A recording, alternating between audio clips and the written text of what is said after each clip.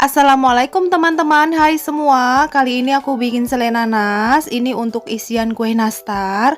Cara bikinnya mudah, bahannya juga simple. Buat teman-teman yang mau tahu gimana cara aku bikinnya dan apa aja bahan-bahannya, tonton terus videonya ya sampai selesai.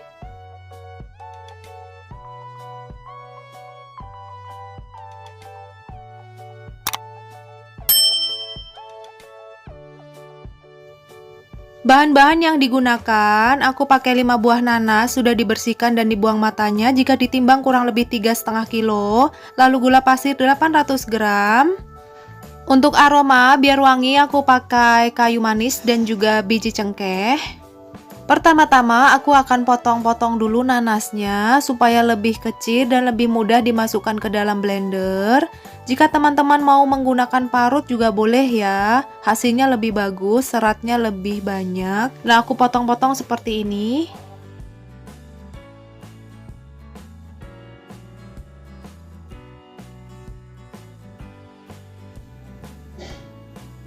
Nah, ini nanasnya sudah selesai aku potong semua ya, jadi kecil-kecil seperti ini. Berikutnya ini akan aku blender. Teman-teman juga bisa menghaluskan menggunakan food chopper atau diparut ya. Ini aku blender supaya lebih cepat aja. Ini aku masukkan sedikit demi sedikit. Jika mau hasilnya lebih bagus, seratnya lebih banyak, itu teman-teman boleh menggunakan parut ya. Karena ini untuk jualan, jadi aku hemat waktu aja. Jadi aku akan blender supaya lebih cepat. Lalu akan aku tuangi air, ini sedikit ya, tidak terlalu banyak.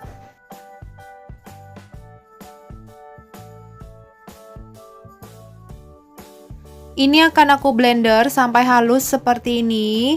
Lalu sebagian akan aku tuang ke wadah dan sisanya akan aku tambahkan nanas untuk di blender lagi. Jadi aku gunakan air tidak banyak ya, hanya sekali di awal tadi. Nah, ini sudah selesai aku blender semua. Berikutnya aku akan nyalakan kompor dan aku siapkan wajan untuk memasak selai. Nah, ini aku pakai wajan biasa ya teman-teman. Jika teman-teman punya wajan anti lengket boleh digunakan. Lalu akan aku tuang semua nanas yang sudah di blender tadi. Lalu kita masukkan kayu manis dan juga biji cengkeh. Ini kita aduk sebentar ya. Oh ya teman-teman, jika mau lebih cepat untuk memasak selai nanas ini, jadi setelah nanas kita blender, kita peras dulu airnya, lalu kita pisahkan air dan ampas. Kita rebus dulu airnya sampai kira-kira susut, baru kita masukkan dan kita masak bersamaan dengan ampas nanas. Itu bisa lebih hemat waktu dan tidak meletup-meletup. Next video akan aku buat versi membuat selai nanas yang hemat waktu ya teman-teman. Setelah selai nanas mendidih seperti ini dan airnya sudah surut, ini hati-hati ya teman-teman karena ini sangat panas. Jadi saat kita mengaduknya juga hati-hati, tidak perlu diaduk terus ya, hanya sesekali aja. Lalu ini boleh ditutup menggunakan tutup panci supaya letupannya tidak kemana-mana dan tidak kena ke kita. Nah, ini airnya sudah agak surut lagi. Ini akan aku aduk sebentar saja dan aku aduknya pelan-pelan. Oh ya teman-teman, untuk aroma wangi ini selera ya, boleh menggunakan kayu manis aja atau boleh menggunakan cengkeh aja atau bisa menggunakan daun pandan yang ditambahkan vanili.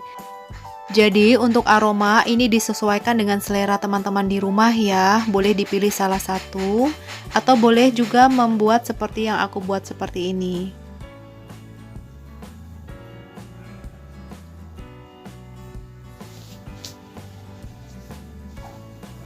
Nah, jika sudah susut airnya seperti ini akan aku tambahkan garam sedikit. Nah, untuk garam ini juga sesuai dengan selera, mau pakai boleh, tidak pun tidak apa-apa. Lalu berikutnya akan aku masukkan gula pasir, ini akan aku aduk sebentar.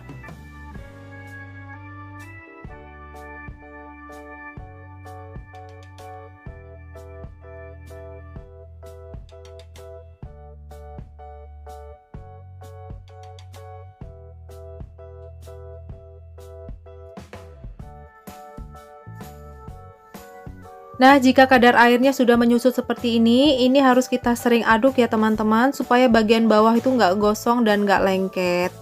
Kita masak selai nanas ini sampai berubah warna menjadi agak kecoklatan dan tidak mengandung air ya. Teksturnya lebih kering. lebih padat supaya pada saat kita membuat nastar itu tidak cepat bulukan atau tidak cepat berjamur. Oh ya teman-teman, ini satu lagi ya yang aku infoin. Kunci sukses untuk membuat kue nastar ini yang pertama terletak pada selai nanasnya. Jika teman-teman membuat selai nanasnya dengan benar dan tidak mengandung air dan juga kering, ini bisa bertahan sampai berbulan-bulan ya kue nastarnya. Yang kedua adalah dari adonan nastarnya. Nah, seperti ini sudah cukup ya teman-teman. Ini sudah kering dan sudah tidak ada kadar airnya.